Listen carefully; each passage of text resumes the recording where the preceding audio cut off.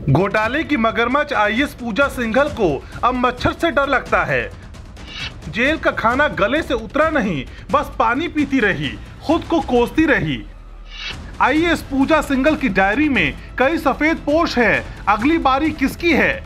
जब कोई भी अपराधी जेल जाता है तो गांव के बड़े बुजुर्गों की जुबान पर एक कहावत जरूर होती है। कहते हैं कि जस करनी तस भोग विधाता, नरक जात में क्यों पछताता।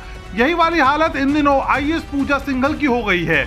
वो एक ऐसी आईएएस ऑफिसर है जो खुद तो करोड़ों के घोटाले की बड़ी मगरमच्छ हैं, लेकिन छोटे से मच्छर से डरती हैं। जेल में घुसते ही बेहोश होने का ड्रामा करने लगती हैं, मच्छर काटने पर हाय तौबा मचाती हैं, अधिकारियों से ऑल आउट की गुहार लगाती हैं। हम आपको जेल की पहली रात वाली पूजा सिंघल की कहानी बताएंगे और ये भी बताएंगे कि कैसे एक करीबी ने ही ईडी के सामने पूजा की पोल खोल कर रख दी। लेकिन उससे पहले ये जान लीजिए कि पूजा सिंघल के बाद अगला नंबर किसका है।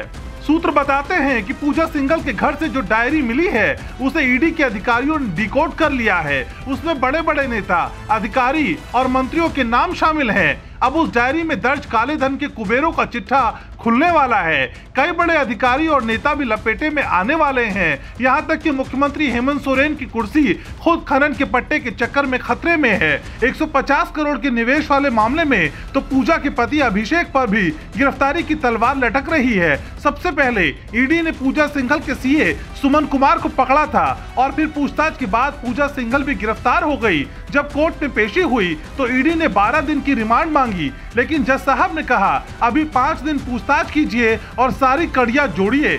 रिमांड के तुरंत बाद पूजा सिंघल को रांची के बिरसा मुंडा सेंट्रल जेल भेजा गया, जहां गेट पर जाते ही वो बेहोश होने लगी। आनन फानन में डॉक्टर्स की टीम बुलाई गई। जांच हुई तो पता चला कि मैडम का ब्लड प्रेशर बढ़ गया है। मैडम की तबीयत खराब हुई तो 2 सिपाही दवा लेने दौड़े।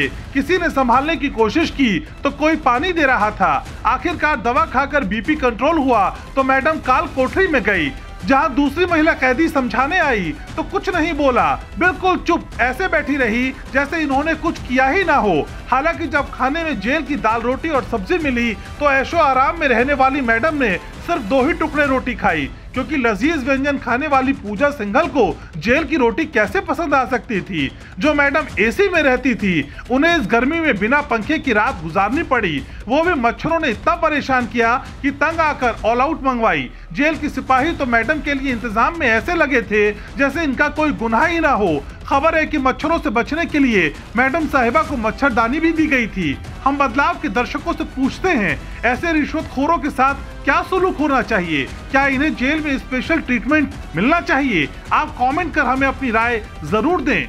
आपको बता दें, पूजा सिंघल की यह हालत किसी करीबी ने ही की है, वरना इतने बड़े घोटाले के मगरमच्छ को पकड़ना ईडी के लिए भी आसान नहीं था। दरअसल 6 मई को जब ईडी ने छापेमारी की तो पता चला बिहार, झारखंड और बंगाल समेत करीब 25 ठिकानों पर छापेमारी की गई। 19 करोड़ 31 लाख रुपए बरामद हुए, जिनमें से 17 करोड़ रुपए तो सिर्फ सीए सुमन कुमार के घर से मिले। शुरू में उसने कहा कि पैसे मेरे हैं, लेकिन जब पूजा सिंघल के सामने बिठाकर पूछताछ की तो मुकर गया। इसके अलावा खूंटी के सेक्शन ऑफिसर राम विनोद सिंह ने भी पूजा सिंघल और कई अधिकारियों के नाम पूछताछ में बताए थे। साल 2007-2010 के बीच हुए मनरेगा घोटाले में पूजा सिंघल के जितने भी शागिर्द थे, अब उनकी कुंडली भी खंगाली जा रही है और उनका एक एक दिन भारी होने वाला है। बदलाव की रिपोर्ट शेयर कीजिए और भ्रष्टाचार के खिलाफ हमारी मुहिम का हिस्सा बनिए। टीम बदलाव।